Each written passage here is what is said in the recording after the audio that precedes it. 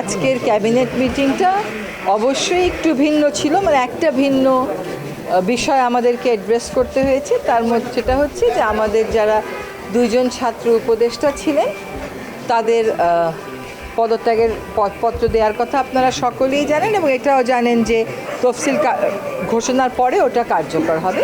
সে প্রেক্ষিতে আজকে তাদেরকে আমরা বিদায় জানালাম, কারণ একটা বিশেষ প্রেক্ষাপটেই এই সরকারটা দায়িত্ব গ্রহণ করে, এবং এই সরকারের একটা খুবই গুরুত্বপূর্ণ অংশ ছিল গণ অভ্যুত্থানের শক্তি হিসাবে এই ছাত্রদের অংশগ্রহণ সরাসরি সরকারি কাজে। ফলে আমাদের জন্য এটা একটা আবেগেরও বিষয় ছিল, তবে এটাই বাস্তবতা। এবং আজকে তাদেরকে আমরা ক্যাবিনেটের পক্ষ থেকে বিদায় জানালাম, এবং আমরা সবাই একসাথে একটু খেলাম, একসাথে ছবি তুললাম।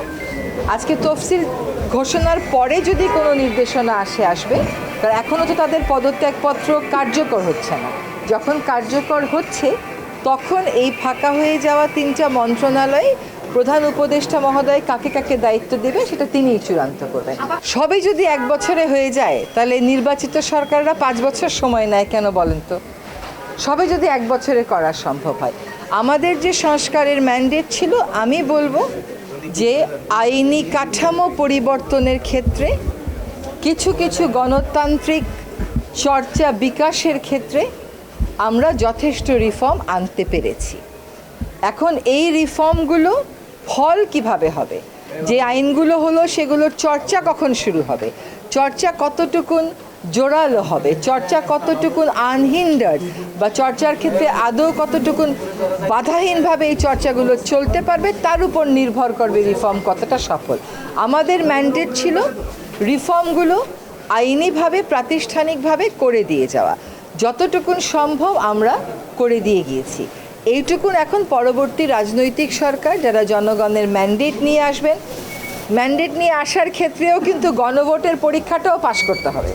তো গণভোটের ফলাফলের উপরেও অনেক কিছু নির্ভর করবে, কিন্তু আমাদের উপর যে দায়িত্বটা ছিল, আমরা যেগুলি প্রাধিকার মনে করেছিলাম, আমি মনে করি সেগুলো আমরা করেছি। একজন বলেছেন যে উনি নির্বাচন করবেন, যিনি নির্বাচন করবেন একটা অরাজনৈতিক সরকারে তিনি আর থাকবেন না, সেজন্যই তিনি পদত্যাগ পত্র দিয়েছেন, এবং তারও কিছু দাপ্তরিক কাজ আছে তফসিল ঘোষণার আগে, ওগুলো উনি শেষ করতে পারবেন, ওই সময়টুকু উনি পেলেন, এটা সেটুকু।